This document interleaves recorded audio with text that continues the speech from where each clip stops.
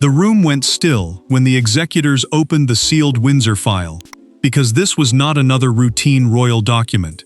This was the late Queen's private instruction, written with unmistakable authority, naming Catherine as the custodian of Elizabeth's most sensitive family papers, personal guidance, and future royal legacy. For Meghan, the revelation did not arrive as gossip.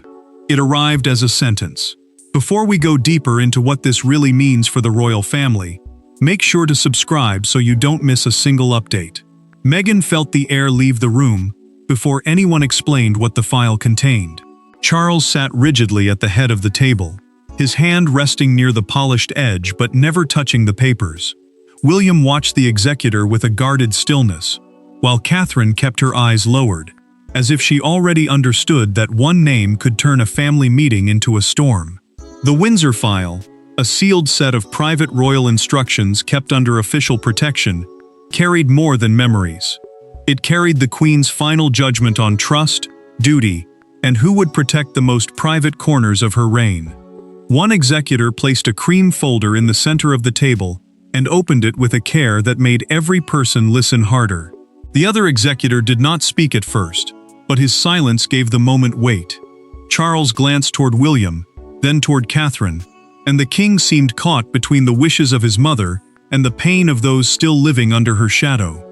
Meghan waited for a gesture of inclusion, some sign that Elizabeth had left space for reconciliation after years of distance. Instead, the words landed cleanly and without mercy. The papers are to be entrusted to Catherine, Princess of Wales. Catherine did not smile. She did not lift her chin in triumph. She looked shaken, almost wounded by the honor, because she understood what Meghan understood at the same instant. This was not simply about paper. These confidential family papers, private letters, personal guidance notes, and ceremonial instructions, meant to guide royal behavior, could shape how Elizabeth's voice lived on inside the monarchy. Meghan had expected the Queen's documents to offer a broader family gesture, a bridge back toward belonging. Catherine had been handed the bridge, the key, and the burden. Meghan pushed back her chair just enough for the sound to cut through the silence.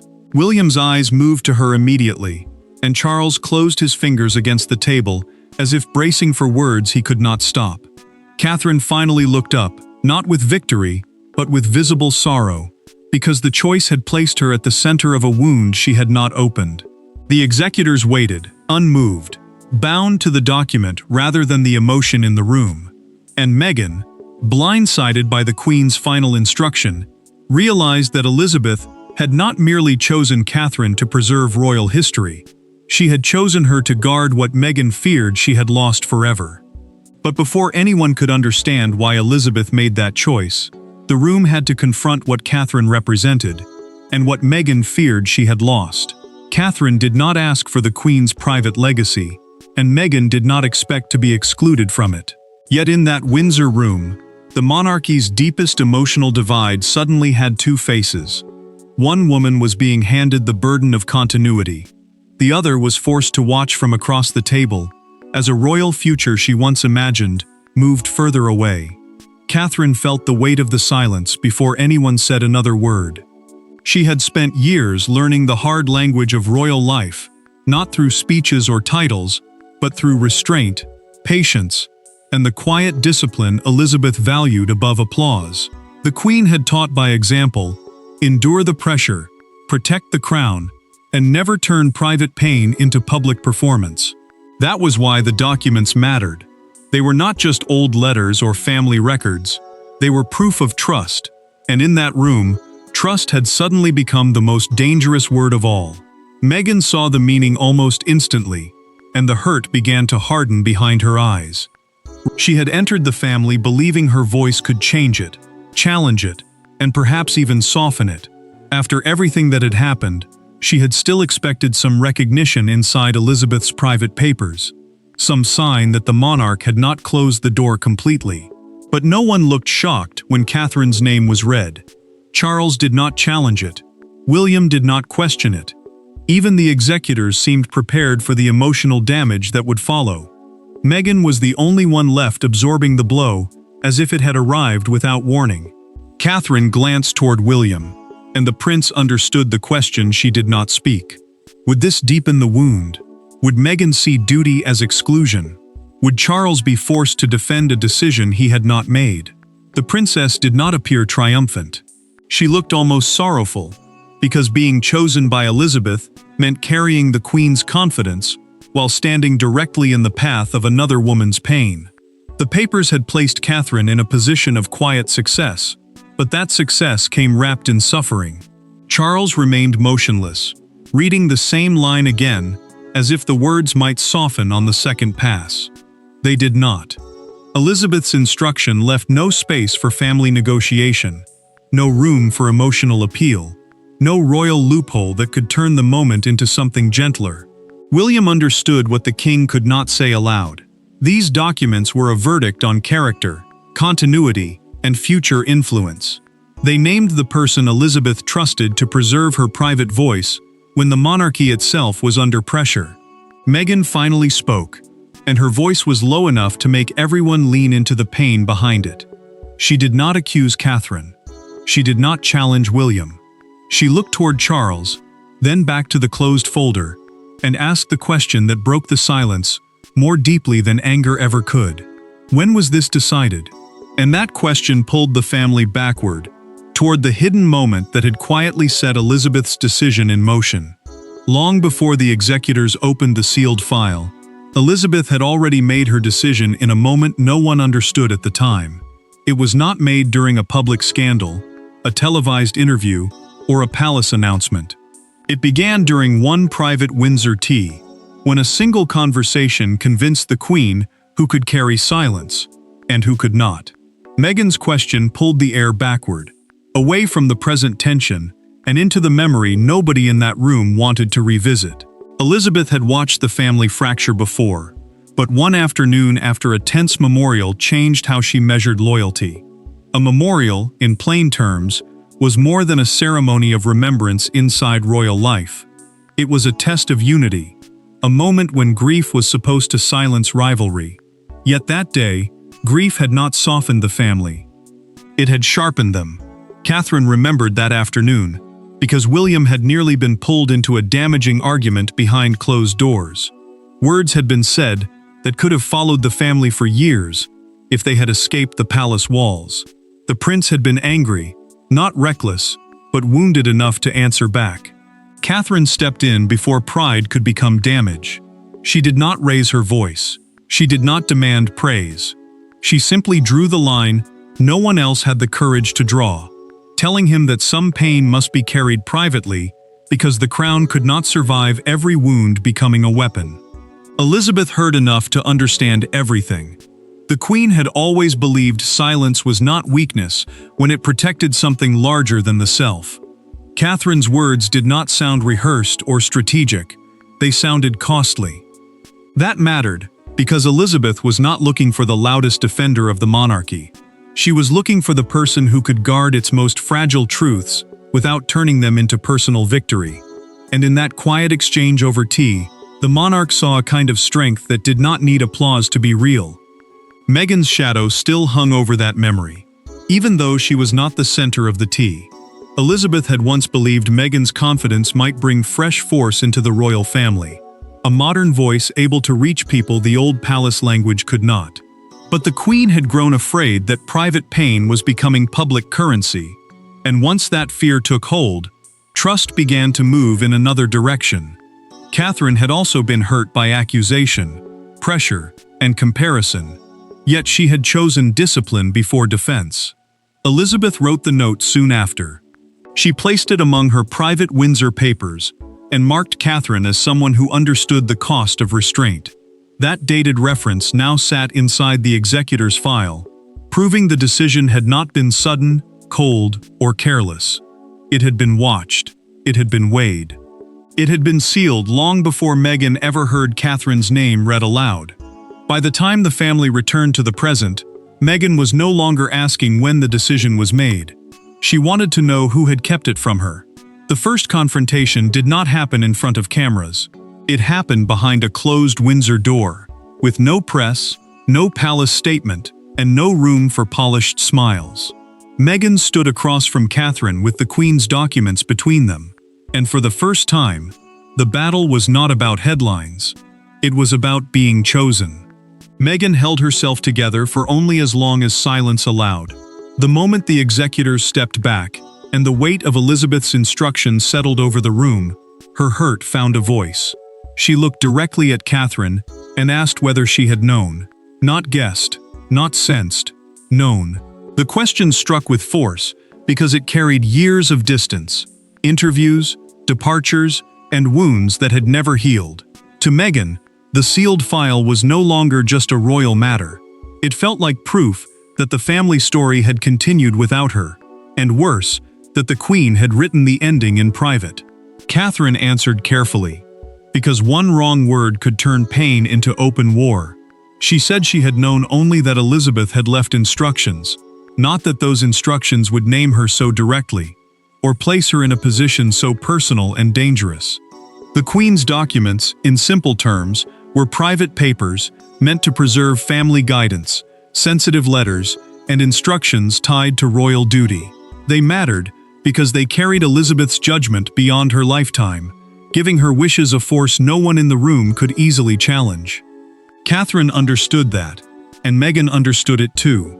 Meghan's pride cracked beneath the calm. She had sacrificed comfort, privacy, and belonging to enter this family, and now she felt as if the deepest chamber of its history had been closed before she even reached the door.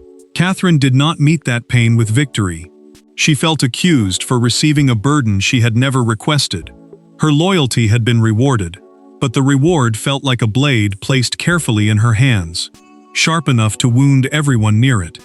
Meghan placed her hand on the closed folder, and the gesture silenced whatever Catherine had been preparing to say. "So this is how she saw us," she said, and the words cut deeper than anger because they sounded almost broken. Catherine did not pull the folder away. She left it there, beneath Meghan's hand, and spoke softly. "Elizabeth saw duty first," she said, "even when duty wounded the people standing closest to it." William entered only after the silence became unbearable.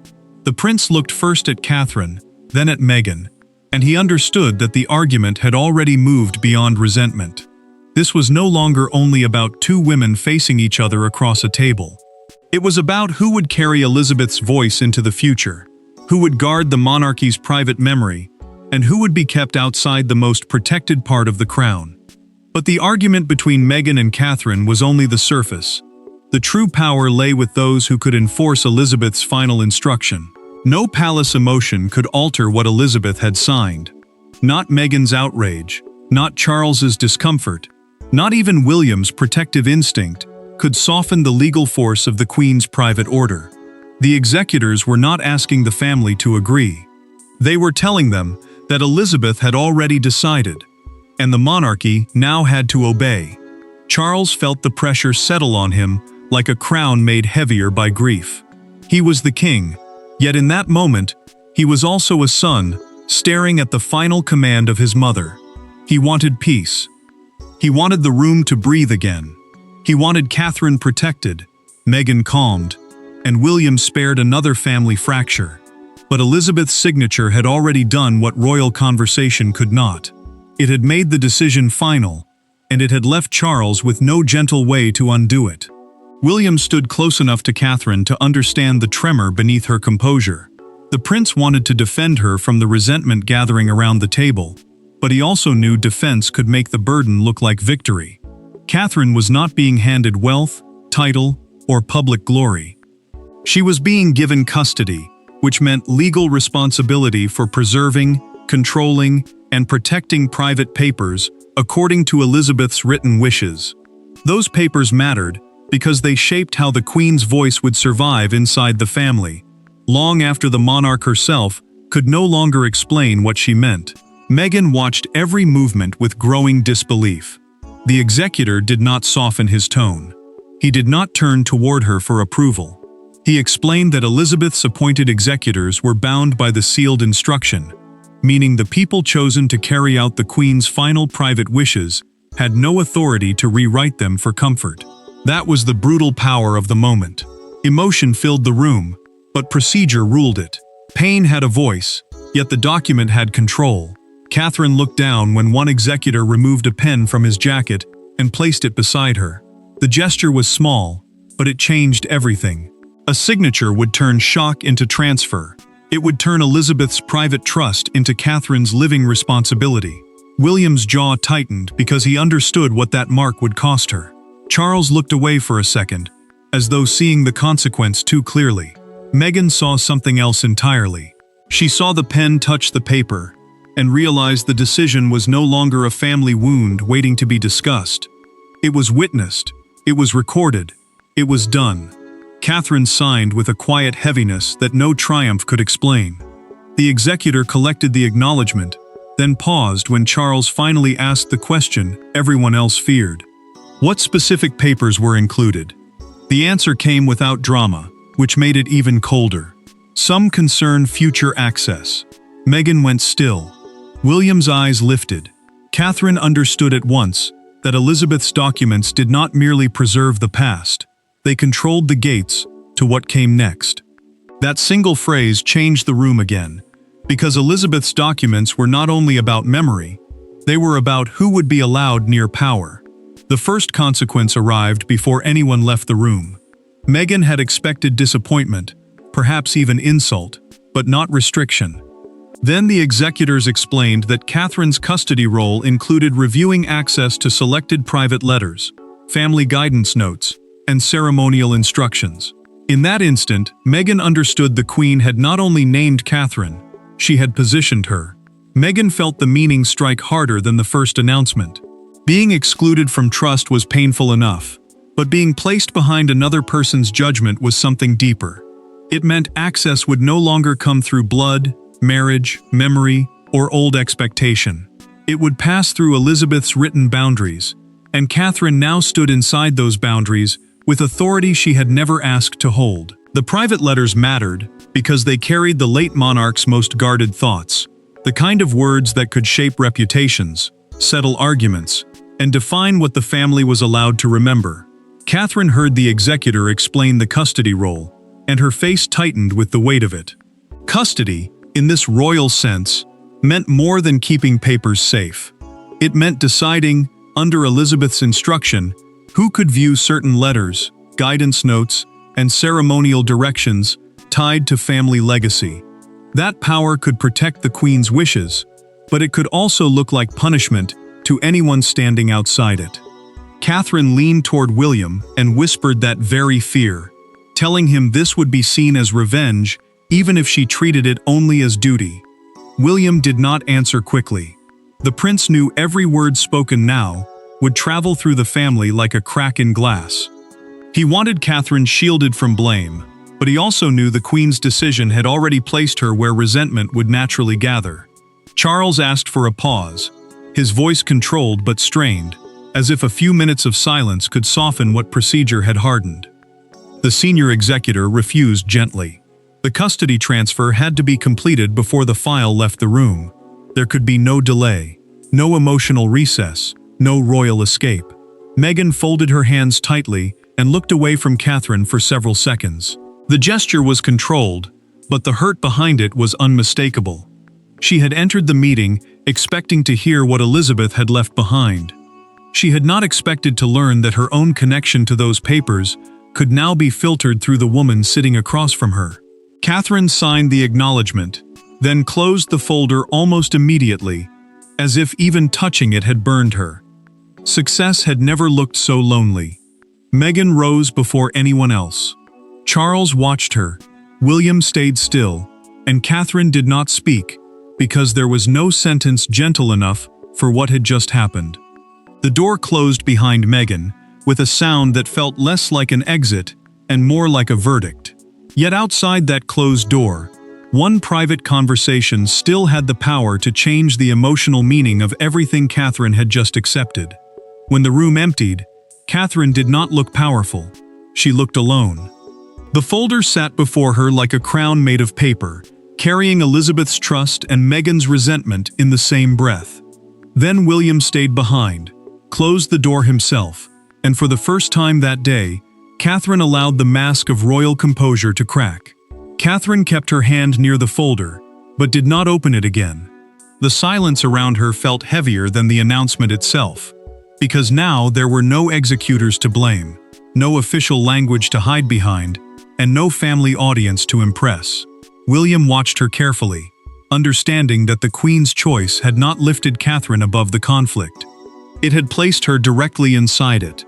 The prince knew this moment mattered because Catherine was not only accepting papers, she was accepting the emotional force of Elizabeth's final trust, and that trust had already wounded someone else. Catherine finally admitted what she had held back in front of Meghan and Charles. She was afraid the family would believe she wanted control.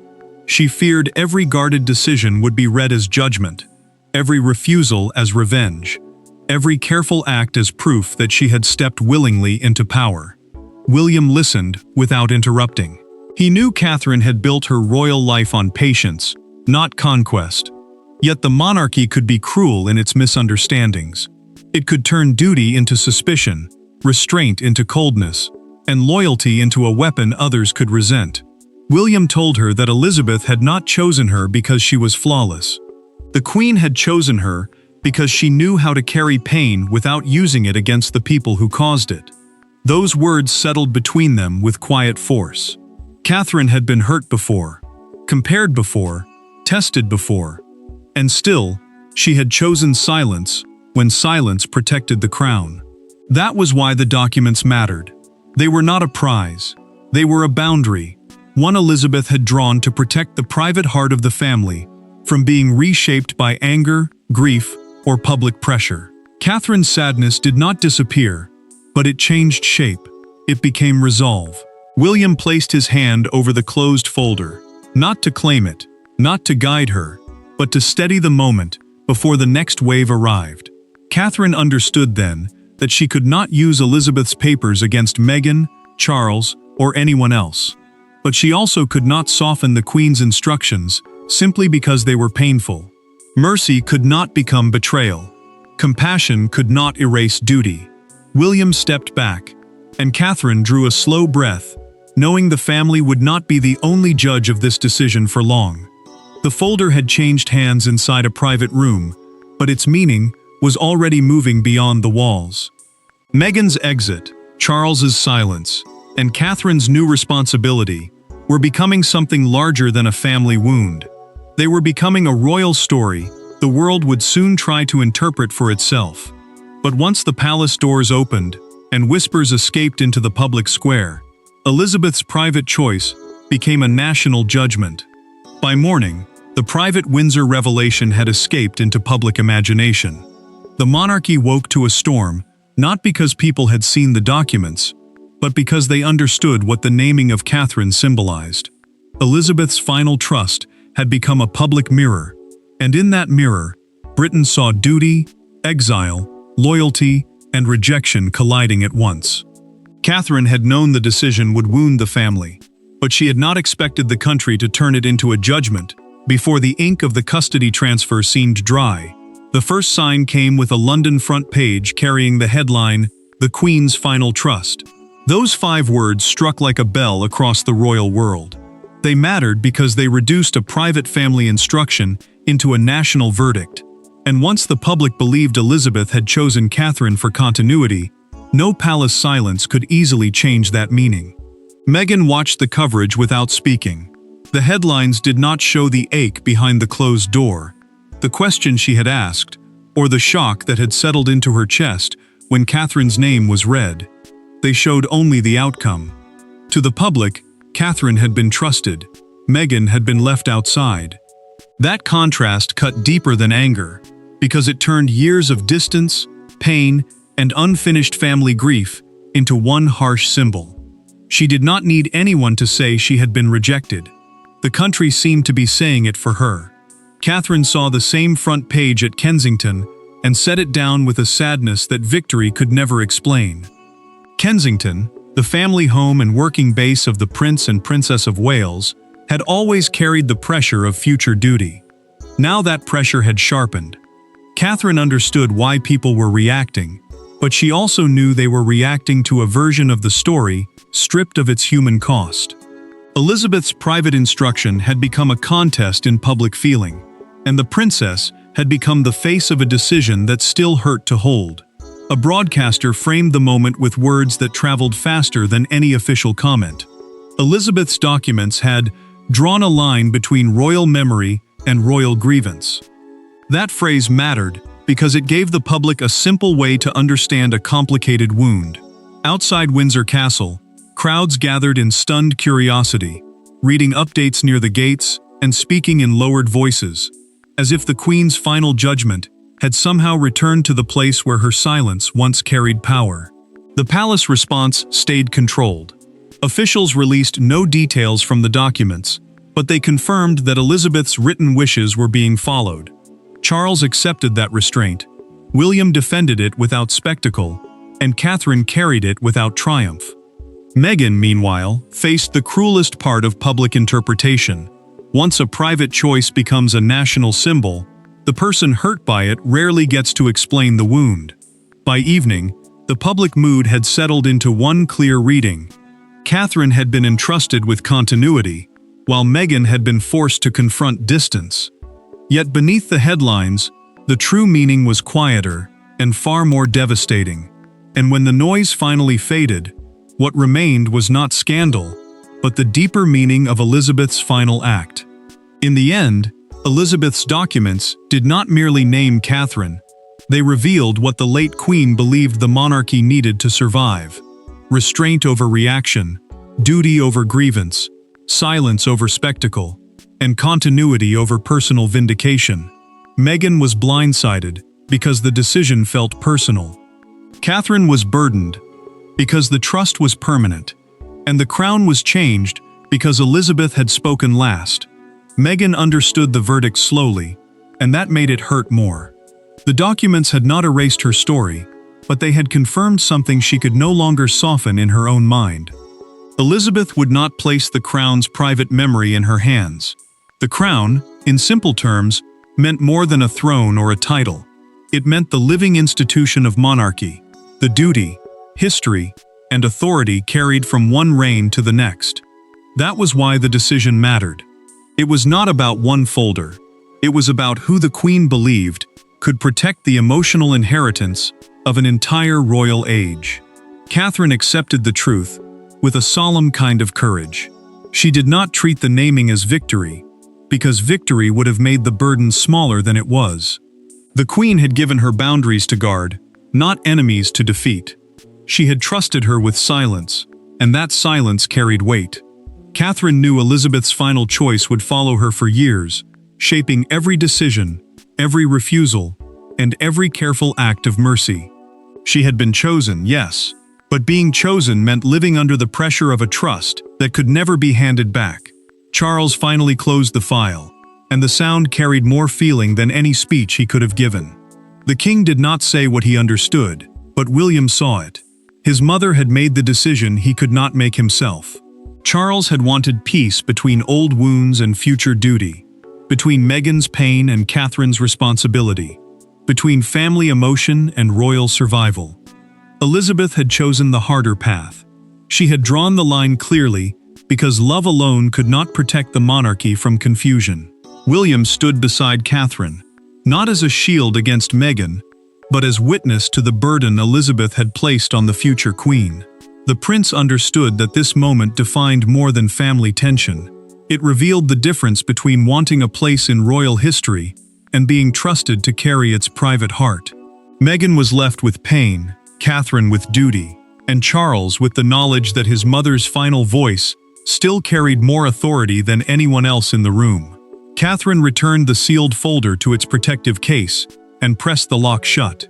Then she whispered that the Queen's wishes would be honored exactly. No triumph, no revenge, only duty. Elizabeth's final papers did not start a new battle. They ended an old one by making clear who would guard the crown's private heart, and Catherine walked away with the burden, the trust, and the silence of a queen who had chosen her. Thanks for watching. Please don't forget to like and subscribe, and we will see you in next one.